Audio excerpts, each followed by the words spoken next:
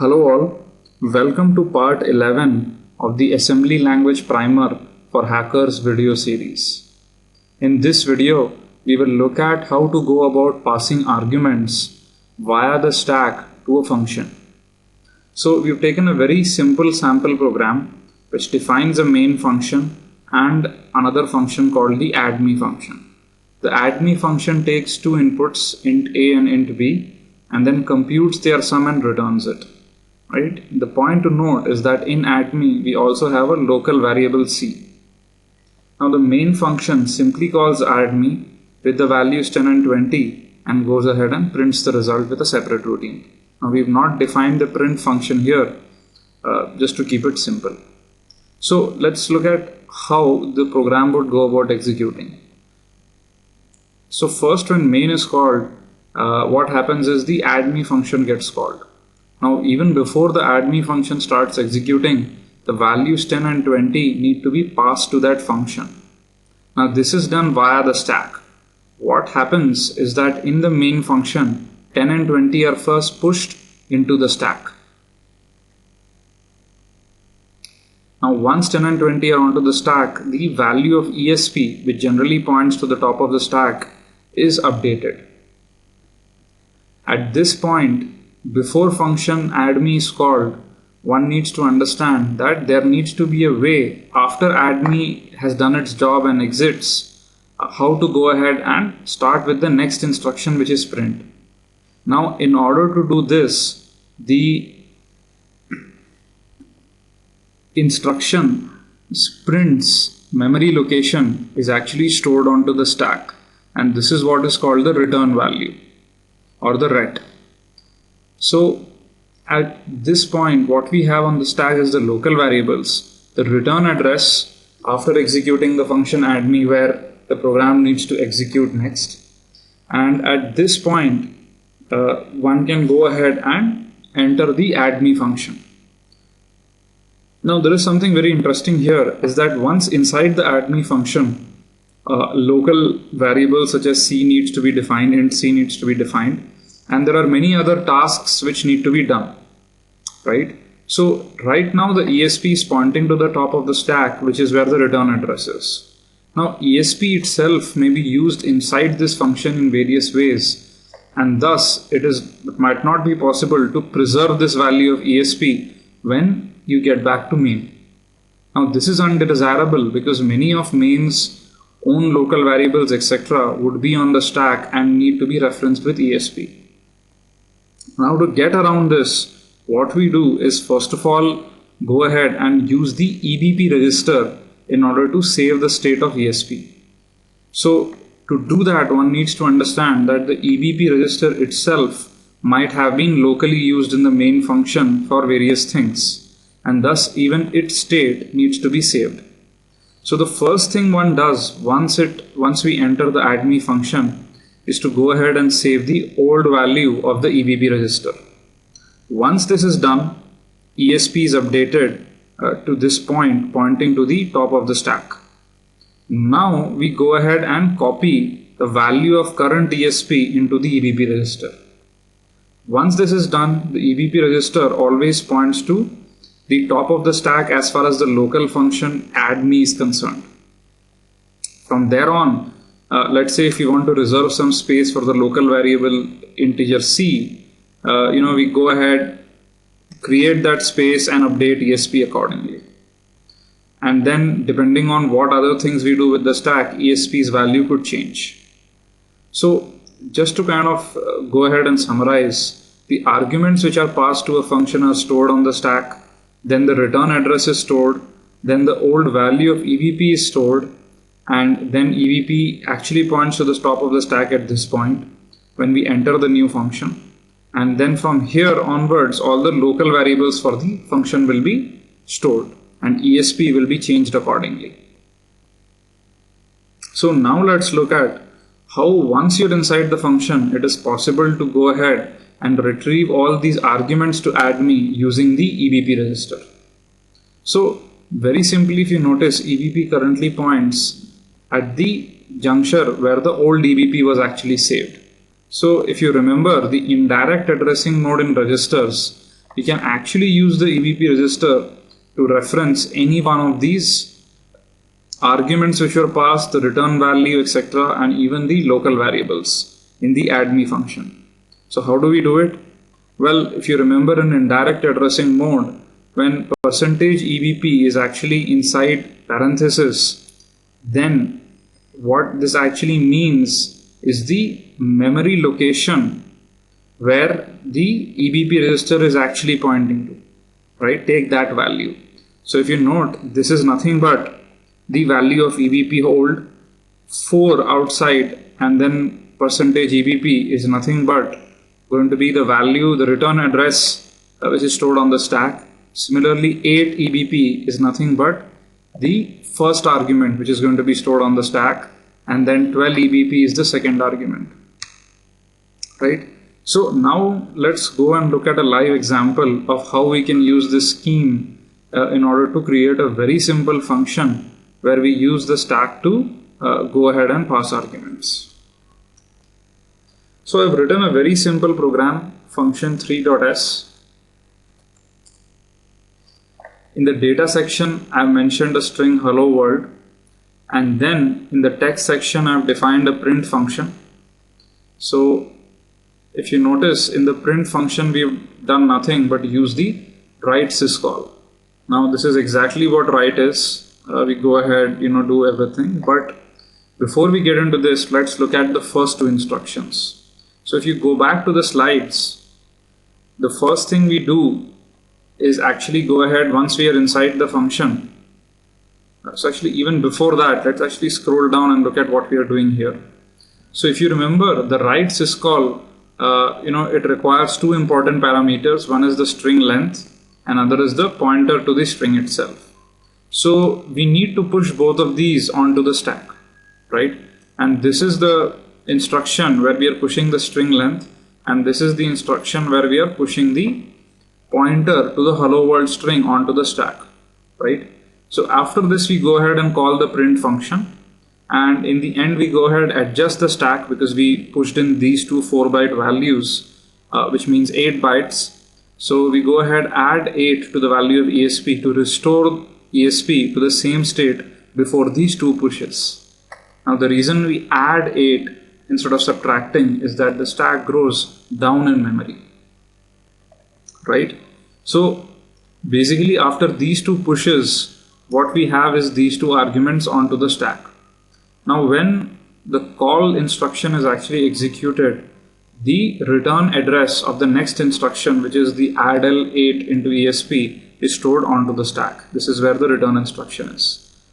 Now if you remember, once we are into the new function, the first thing we need to do is store the old value of EBP. Now let's scroll up. So if you look here, this is where we are pushing the value, the old value of EBP onto the stack. The next thing was actually to go ahead and store the current value of ESP into EBP so that we can reference all these arguments, etc. on the stack. Now this is the second instruction where we are moving the current value of ESP into EBP. So think of this as kind of a preparation, where we have gone ahead, stored the old value of EBP, and then stored the current value of ESP into EBP. Now from here on, we can use the EBP register to go ahead and reference any one of the arguments on the stack. So now let's go to the familiar write syscall.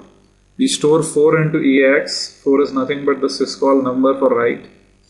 Then we go ahead store 1 into EBX because we want to write on std out.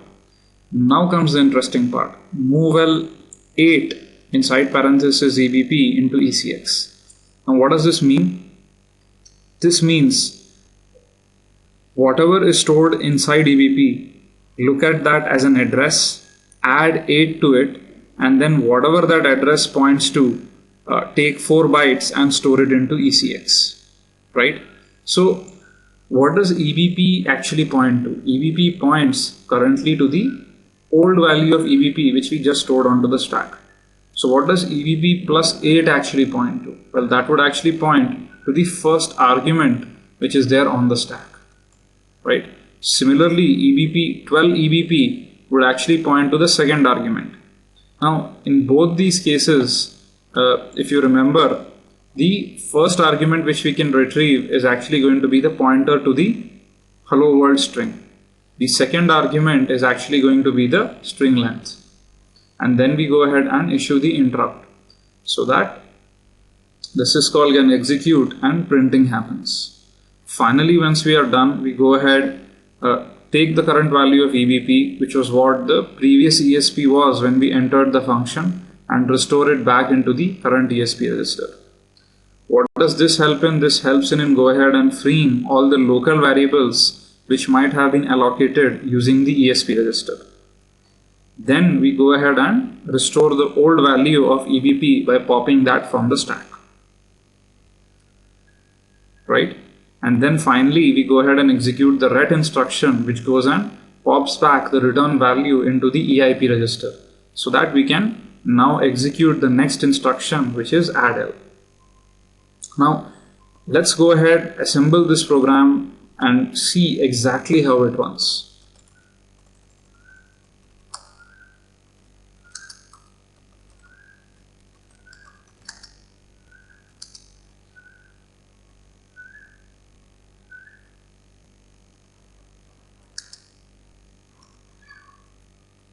Let's link it.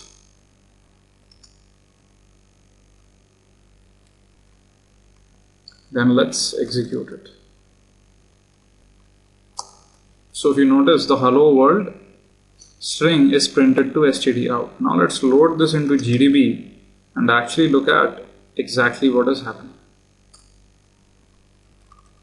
Let's list the program.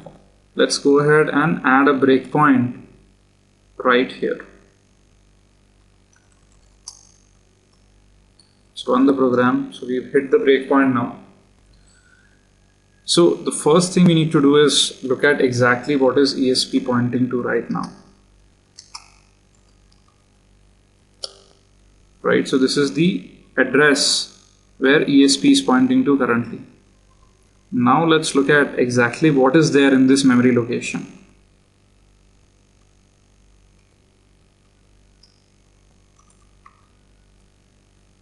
Okay, there are some values which are there onto the stack right now. So the next instruction, push 13, is actually going to go ahead and store that onto the stack. So let's step through the instruction, and now let's actually go ahead and look at the stack. So if you notice, the value D in hex has been stored onto the stack, which is nothing but 13 in decimal. The next instruction is actually to go ahead and push the address of the string hello world. So what is the address of hello world right now? Let's print that.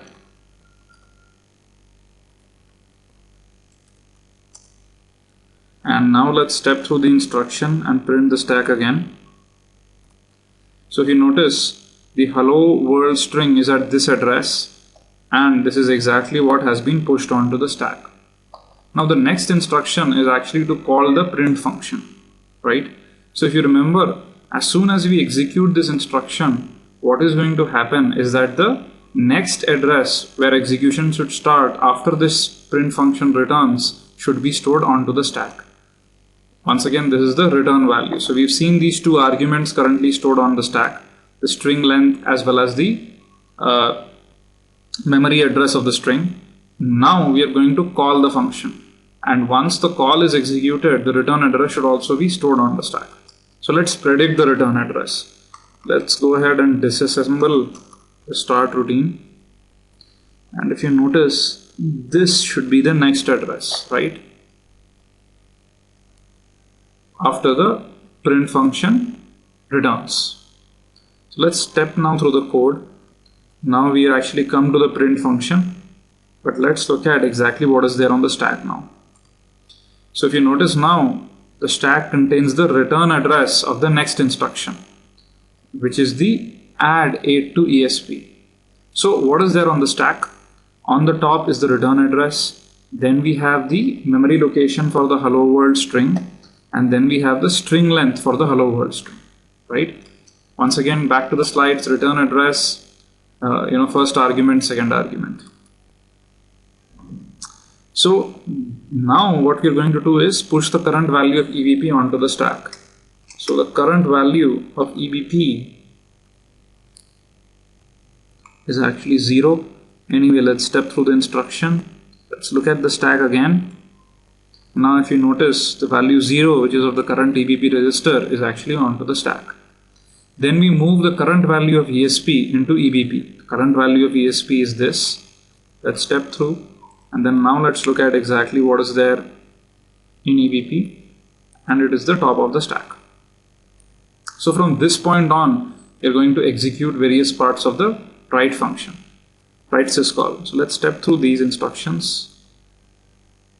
Now is where the interesting part comes in. So in this particular instruction, we go ahead and load the string pointer into ECX. And this is where we need to look a bit deeper. So now let's look at exactly what is EBB pointing to. So EBP currently points to the top of the stack, right? And if you actually notice, let's go ahead and examine that specific piece of memory.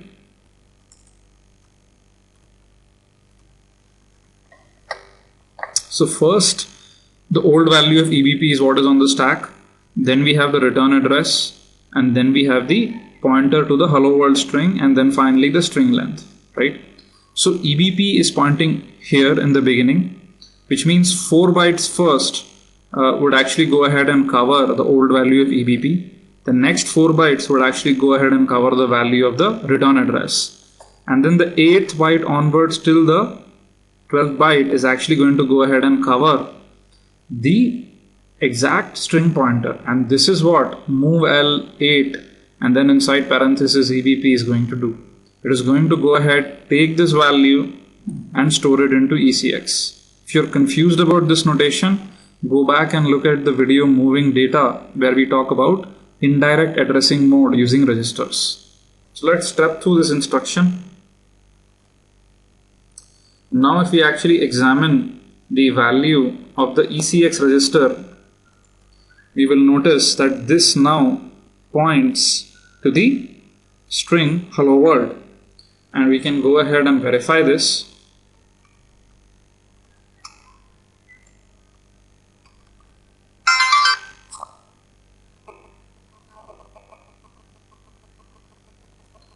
This is the hello world string.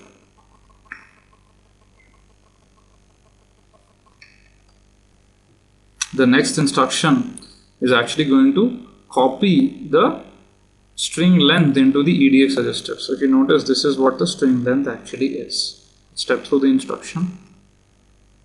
And now let's look at the value of EDX.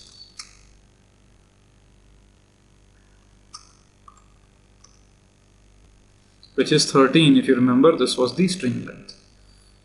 Then we go ahead and issue the interrupt.